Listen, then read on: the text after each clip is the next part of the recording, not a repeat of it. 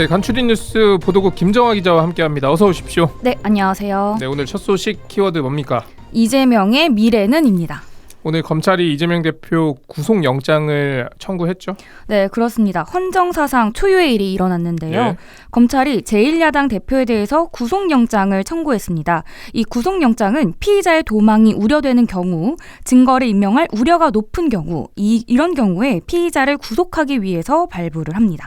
사실 이재명 대표는 오늘 제1야당 대표가 국민을 떠나겠냐, 내 일거수일투족이 생중계되는데 가족 버리고 도주하겠느냐 이런 반응을 내놓기도 했는데요.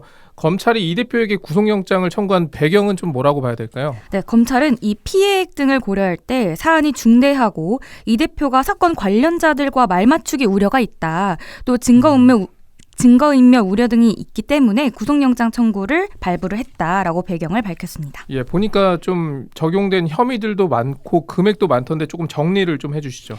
네, 이재명 대표에게 적용된 혐의가 굉장히 많은데요. 두 가지의 사건으로 좀 나눠서 보면요. 네. 먼저 대장동과 위례개발 비리 의혹에 대해서는 배임과 이해충돌 방지법 위반 혐의가 적용이 됐습니다.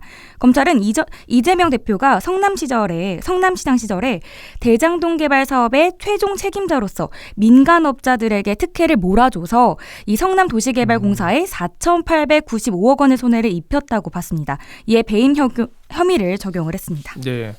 그러면 앞으로는 좀 어떤 과정, 어떤 흐름으로 흘러가는 거죠? 네, 구속영장 실질 심사가 이뤄지려면 국회 체포 동의안 표결이 거쳐야 됩니다. 예. 헌법상 현역 국회의원은 회기 중에 국회 동의 없이는 체포와 구금이 되지 않기 때문입니다. 체포 동의안이 이제 국회로 넘어오게 되면은 첫 본회의에 보고가 되는데 여야 의원들은 본회의에서 찬반 여부를 무기명 투표로 합니다. 예. 본회의 시점은 24일이 될 수도 있고 28일이 될 수도 있는데요. 28일이 될 가능성이 높고요. 체포 동의안은 재적 의원 과반 참석에 출석 의원 과반 찬성이 돼야 가결이 됩니다. 지금 정의당이 동의안 찬성 움직임을 보이고 있기 때문에 민주당에서 30표 내외의 이탈표만 발생이 돼도 동의안이 통과가 됩니다. 자, 민주당 내부 결속이 좀 필요해 보이는데 어떤 움직임 보이고 있습니까? 네, 민주당 내부에서는요. 이탈표가 생길 가능성에 대해서 걱정이 될 수밖에 없는 상황이거든요. 예. 그래서 내부 단속에 들어갔습니다. 비명계 일탈로 이 체포 동의안이 가결될 여지가 있기 때문인데요. 이 대표는 비명계로 불리는 의원들을 개별적으로 만나서 단일 대우 강화에 나섰습니다.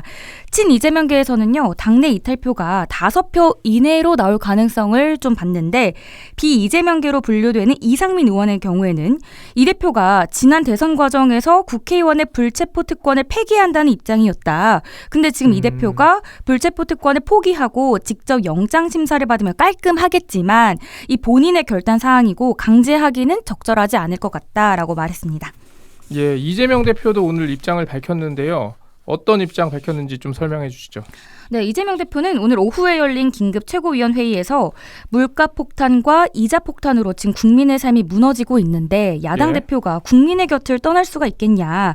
일거수일투족이 생중계가 되는 내가 가족을 버리고 도주하겠냐라고 밝혔습니다. 그리고 또 뭐 그런 얘기도 했어요. 지금까지 수백 명이 넘는 사람들을 조사를 해서 뭐 그런 증거가 나오지 않았는데 지금 뭐 내가 더 인멸할 증거가 있는 거냐 막 이런 얘기까지 했습니다. 예. 네, 또 이어서 이제 한 점의 부정행위를 한 적도 없고 예. 부정한 단 돈 한 푼도 취한 적이 없다라고 호소를 했습니다. 지금 뭐 강대강으로 부딪히는 것 같은데 여당인 국민의힘 어떤 입장입니까? 네, 국민의힘은 당연한 결과라면서 국회에서 체포동의안을 가결해야 한다라고 촉구를 했고요. 예. 국민의힘 김미애 원내대변인은 논평을 통해서 국회가 더는 범죄인의 도피처, 은신처가 되어서는 안 된다. 부패한 정치인은 정치권에서 퇴출당해야 되는 것이 국민적 합의이자 국민 요청이다라고 말을 했고요. 또 이어서 지역 토착 비리 혐의로 점철된 구시대적 정치 형태가 이 땅에서 사라지는 단초가 되길 희망한다면서 이 대표에 대한 체포동의안 가결을 촉구를 했습니다. 이번 사건은 민주당에서 이탈표가 어느 정도 나오는지에 따라서 이 민주당의 대응이 좀 달라질 것 같은데요. 무기명 투표이기 때문에 어떤 결과가 나올지도 모르고요. 가결이 된다면 민주당은 비례 체제로 가지 않을까 싶습니다. 예, 알겠습니다. 이거는 조금 더 지켜보도록 하고요. 다음 소식 넘어가 보겠습니다. 네, 다시 등장한 김기현의 부동산 투기 의혹이라고 꼽아봤습니다. 네, 어제 뭐 TV 토론회에서도 나왔고 또 오늘 그 광주에서 열린 합동 연설회에서도 나왔습니다. 네, 어떤 내용이죠? 네, 오늘 광주에서는요. 국민의힘 전당대회 광주, 전북, 전남 합동 연설회가 열렸는데요. 국민의힘에서 호남은 사실상 험지로 분류가 되는데 호남 표심을 얻기 위해서 후보들이 모두 목소리를 높였습니다. 네, 근데 어제는 이제 황교안 후보가 김기현 후보를 향해서 했는데 오늘은 안철수 후보가 김기현 후보를 겨냥했습니다. 네, 그렇습니다. 다음 당대표는 부동산 문제 한 점의 의혹도 있어서 안 된다고 말을 하면서 예. 김기현 후보가 당선이 되면 대장동 의혹 해결 못한다라고 강조를 했고요. 김기현 후보에게 부동산 1,800배 시세 차익에 대해서 해명하라라고 목소리를 높였습니다. 예.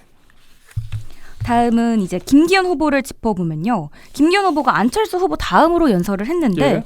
안철수 후보를 향해서 가짜 뉴스를 퍼나르는 민주당식의 DNA가 아직 우리 전대 네. 횡행하고 있는 게 안타깝다라고 하면서 이 의혹에 대해서 전면 반박을 했습니다. 사실 저는 오늘 좀 천하람 후보의 연설이 좀 인상 깊었거든요. 설명 좀 해주시죠. 네, 천하람 후보가 지금 전남 순천갑 당협위원장입니다. 어떻게 보면 호남에서 큰 후보라고 볼 수 있는데 네.